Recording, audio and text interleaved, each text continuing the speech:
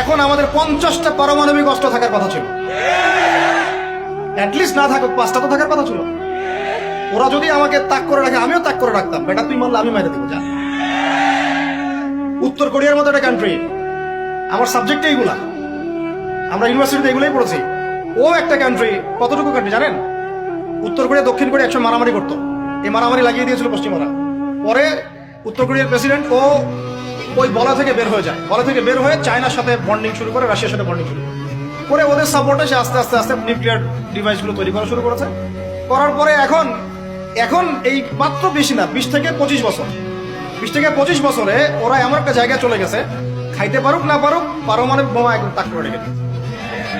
পশ্চিমারা ওখানে নাক গলাইতে পারে না, ও নাক গলাইতে পারে আমার কাছে এসে, আমাকে বলে স্যাংশন দিবে, আমাকে বলে তোমাকে ভিসা নীতি বাতিল করে দিবে। আমাকে বলতে পারে, ওকে বলতে পারবে না তো। ওর কাছে ওইরকম অস্ত্র আছে, দিবে একটা মাইরা যা বেটা আসে। ওর পার্ল হারবার আছে সামনে জাপানের ওখানে। কারণ এটা এমন একটা বিষয় যে একটা যদি সে মারে আর এও তো একটা মারতে পারবে। একটা বোমা পড়লে পুরো জাতি একদম মুহূর্তের মধ্যে ছাই হয়ে যাবে, ছাই। এই জন্য এটা যুদ্ধ এত সহজে কেউ যেতে যাবে না।